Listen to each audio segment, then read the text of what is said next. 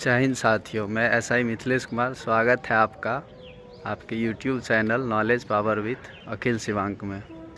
साथियों, UP police constable भर्ती की परीक्षा 18 फरवरी से प्रस्तावित है।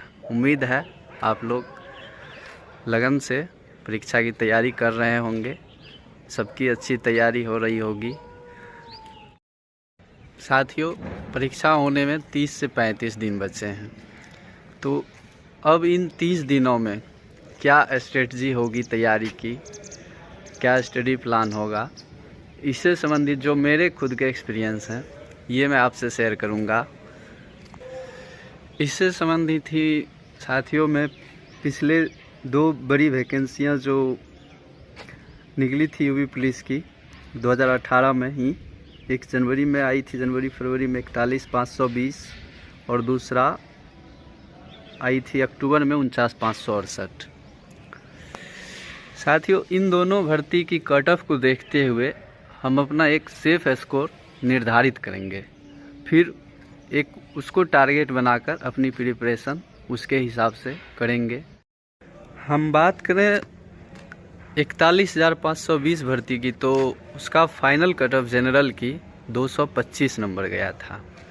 वहीं 49,568 भर्ती की फाइनल कट ऑफ 193 नंबर गया था।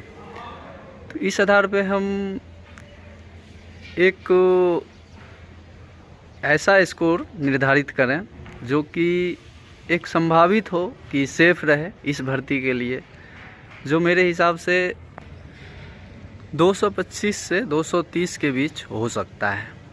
आप अगर 225 से 220 टारगेट लेकर अपनी तैयारी करते हैं तो निश्चित ही सिलेक्शन पक्का है। बस टारगेट रहे 115 क्वेश्चंस, 230 नंबर, इसको सामने टारगेट रख के इसके हिसाब से अपनी स्ट्रेटजी बनानी है।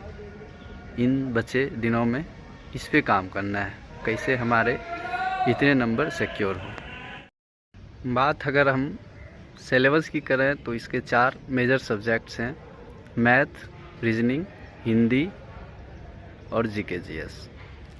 जैसा कि अब बहुत कम ही दिन बचा है, तो हम इन सब्जेक्ट्स पे काम करेंगे जिससे मेरा ज़्यादा से ज़्यादा स्कोर बने, हम ज़्यादा से ज़्यादा स्कोर कर सकें। तो सबसे आसान है स्कोर करना कम समय में हिंदी में। आप हिंदी पे काम करके हिंदी पे ज़्यादा से ज़्यादा स्कोर कर सकते हैं। उसके बाद रीजनिंग आता है। रीजनिंग भी स्कोरिंग सब्जेक्ट है। रीजनिंग के कुछ क्वेश्चंस आते हैं जो कि कैलकुलेटिव होते हैं, उस पर ध्यान रखना है, टाइमिंग भी देखना है। और फिर मैथ्स के क्वेश्चंस भी बहुत टफ नहीं आते हैं, मॉडरेट लेवल का होता है, तैयारी करने से हो जाएगा वो भी कवर। तो 3 सब्जेक्ट्स हैं ये जो कि स्कोरिंग है, इसमें आप कम समय में अच्छे स्कोर कर सकते हैं। रही बात जीके जीएस की, तो थोड़ा वाइड सब्जेक्ट है ही, तो उस पर ऐसा नहीं है कि उसको साफ इग्नोर कर देना है। वनडे एग्ज़ाम ऐसा एग्ज़ाम है जिसमें आप सभी सब्जेक्ट को लेकर चलेंगे तभी सिलेक्शन पक्का है। ऐसे आप किसी एक सब्जेक्ट को नेगलेक्ट करके आगे नहीं बढ़ सकते। तैयारी उसकी भी करनी है, लेकिन ध्यान इस पे देना है कि जिसमें हम ज़्यादा से ज़्यादा स्कोर कर सकें। ये 3 सब्जेक्ट्स हैं, मैथ, रीजनिंग और हिंदी। इस पे अच्छे से काम करना है, स्कोर यहीं से बढ़ेगा। साथियों, स्ट्रेटजी अब यही अपनाना है कि ज़्यादा से ज़्यादा ध्यान रिवीजन पे देना है। एक्स्ट्रा अब नहीं पढ़ना है, जितना हमने पढ़ा है बस उसे रिवाइज करने की ज़रूरत है, क्योंकि अब समय कम बचा है। एक्स्ट्रा पढ़ने से फिर ज़्यादा कन्फ्यूजन की संभावना होगी, और फिर पहले के पढ़े हुए चीज़ भी तो रिवाइज करने हैं। तो अब ध्यान रिवीजन पे देना है, कहाँ मुझे दिक्कत आ रही उस पे काम करना है। और मॉक टेस्ट तो अब छोड़ना ही नहीं है, डेली कम से कम 1 मॉक टेस्ट लगाना है। और मॉक टेस्ट सिर्फ लगाना नहीं है, मॉक टेस्ट लगाकर फिर उसके रिवीजन करने हैं, डिस्कशन करने हैं, हमारा क्वेश्चन कहाँ से गलत हो रहा है, किस टॉपिक से है, किस चैप्टर से, फिर उसको कवर करना है। कई ऐसे चैप्टर्स होते हैं जो कि कई लोगों का वीक होता है, तो उस चैप्टर्स को रिवाइज करना है कि आगे इससे क्वेश्चंस आए तो हमसे ना छूटे, दोबारा हम गलती ना करें। इसी से साथियों स्कोर्स इंक्रीज़ होता है सेट में। तो मॉक टेस्ट रोज़ लगाना है और उसके बाद डिस्कशन करना है।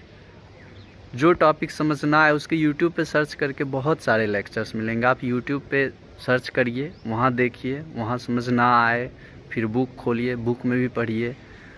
हर एक टॉपिक को जो सेट में लगे कि मेरा बार बार गलत हो रहा, उसको तो आज जैसे मैंने सेट लगाया, आज ये क्वेश्चंस मेरा गलत हुआ, टारगेट ये करना है कि आज मैं इसको रिवाइज कर लूँ कि अगले सेट में ये कभी मिलता है तो वो मुझसे दोबारा गलत ना हो।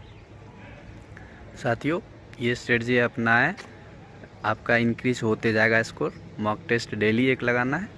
उम्मीद है कि आप लोग प्रीवियस ईयर भी लगा रहे होंगे। पहले तो साथियों सारा प्रीवियस ईयर लगा लें। 49,568 वैकेंसी की है, 41,520 की है। आप यूपीएसआई के भी मैथ्स और रीजनिंग की प्रीवियस ईयर वाला सेट लगा सकते हैं, हिंदी की भी लगा सकते हैं। हिंदी और रीजनिंग आपको एक्स्ट्रा पढ़ने की कुछ भी ज़रूरत नहीं है, आप प्रीवियस ईयर लगाएं और उसका डिस्कशन करते रहें, कवर हो जाएगा। मैथ में जिस टॉपिक में आपको दिक्कत हो उसका रिवाइज करें, उस टॉपिक को फिर से एक बार बना लें, फिर प्रैक्टिस करें। बात करते हैं मॉक टेस्ट की। तो मॉक टेस्ट किरण पब्लिकेशन की है, जिसमें सारे सब्जेक्ट का अलग अलग है, प्रीवियस ईयर भी दिया हुआ है। तो किरण से लगाइए मॉक टेस्ट, बहुत अच्छा है, सारे चीज़ को अच्छे से दिया गया है, उसके डिस्कशन भी काफ़ी अच्छे हैं। तो किरण का लगाइए। सबसे अच्छी बात है कि इसमें प्रीवियस ईयर दिया हुआ है और सारे सब्जेक्ट का भी है अलग अलग से, तो कैटेगरी वाइज है, तो आप अच्छा होगा।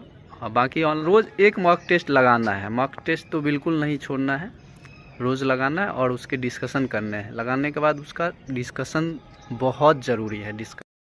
और अंत में साथियों आपसे कहना चाहूँगा, मैं कोई टीचर हूँ नहीं, मैं भी आपके तरह एक छात्र हूँ। पढ़ाई मेरी भी जारी है अभी और भी।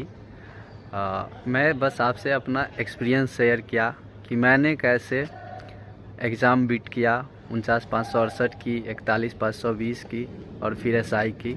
तो अपना एक स्ट्रेटजी बताया।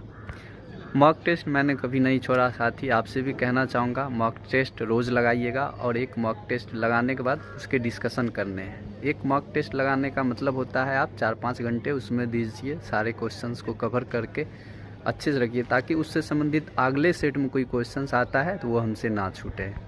और अंत में साथियों सब्सक्राइब करिएगा और अपने दोस्तों के साथ शेयर करिएगा और कमेंट करके बताइएगा आपके कितने नंबर आ रहे हैं मॉक टेस्ट में,